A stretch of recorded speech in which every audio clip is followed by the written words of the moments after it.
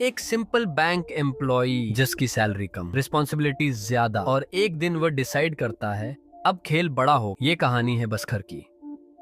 एक आम आदमी जो सिस्टम के बीच फंसकर एक्स्ट्रॉर्डिनरी बन जाता है। ऑर्डिनरी लाइफ, फ्रस्ट्रेशन की शुरुआत। बसखर एक बैंक में काम करता है। हार्ड वर्किंग, इंटेलिजेंट, लेकिन अंडरवैल्यूड।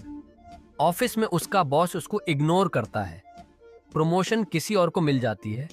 घर में financial pressure, family expectations high.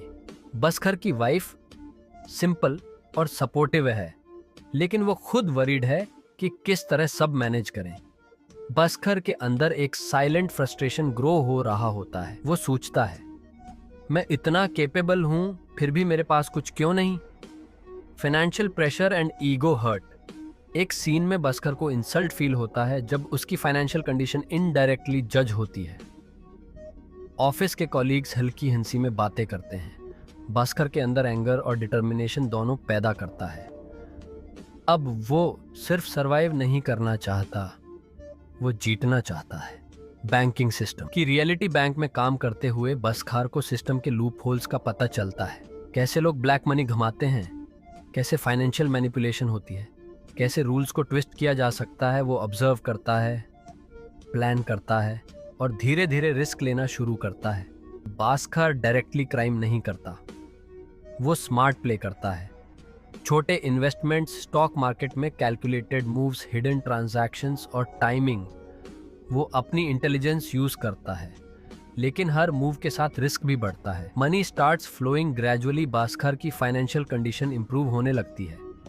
Salary और बोनस के साथ एक्स्ट्रा गेन्स, ऑफिस में रिस्पेक्ट स्लोली ग्रो होती है। फैमिली सिक्योर फील करने लगती है। वो कॉन्फिडेंट हो जाता है। ऑफिस में उसकी बॉडी लैंग्वेज चेंज हो जाती है। जहां पहले वो नर्वस होता था, अब वो कैलकुलेटेड और काम लगता है। पावर का टेस्ट मिल चुका है।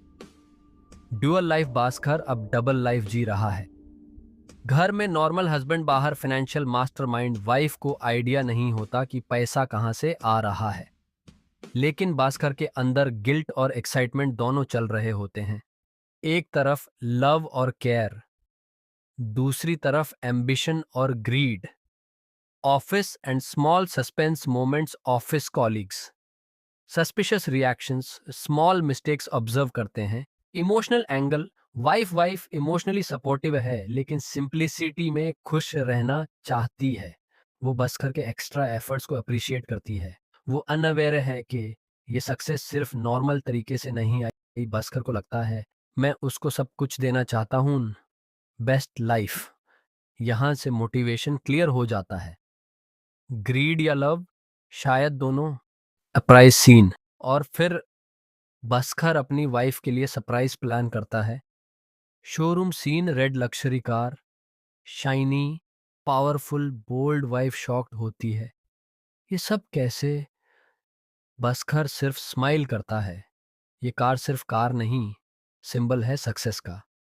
हीरो अब विनर लग रहा है, लेकिन असली गेम अब स्टार्ट होता है।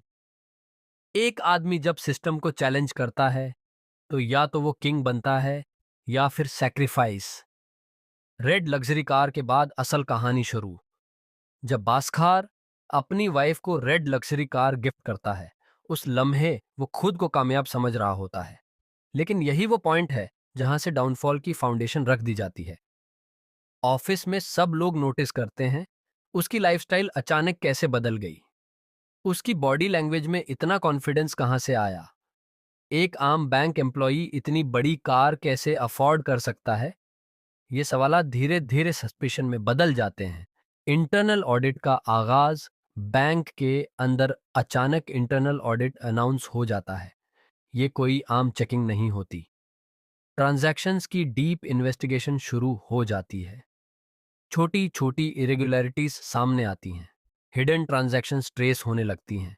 बासखार बाहर से काम रहने की कोशिश करता है, लेकिन अंदर से उसकी हार्ट बीट तेज हो रही होती है। ये वो मरहला है जहां कॉन्फिडेंस और फियर आमने सामने खड़े हो जाते हैं।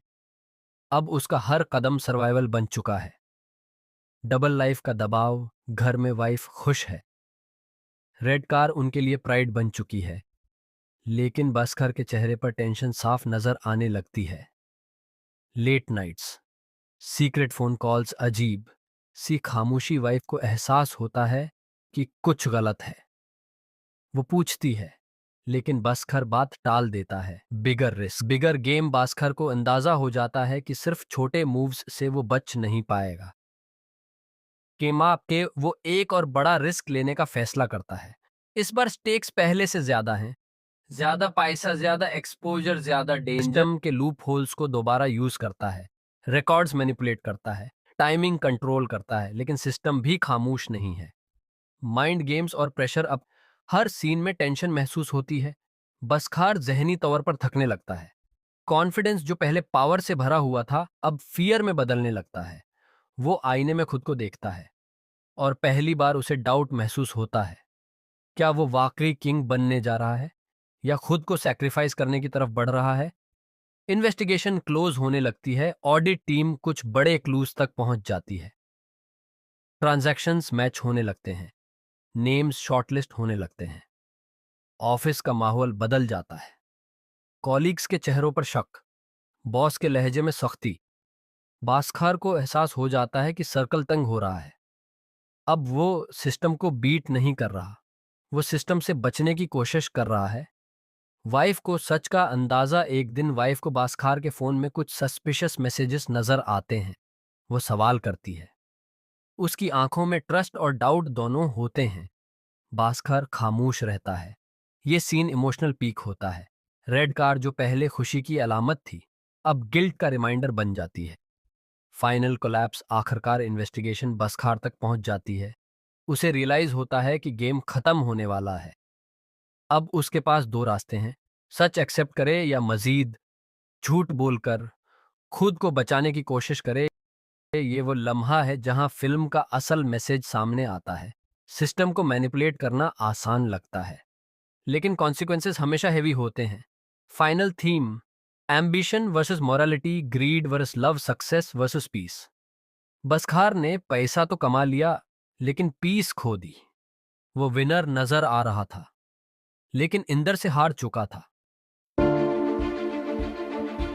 हर आदमी किंग बनने का ख्वाब देखता है, लेकिन हर किंग अपनी कर्सी का बोझ नहीं उठा सकता। और यहीं लकी बस्खार की कहानी अपना सर्कल कंप्लीट करती है।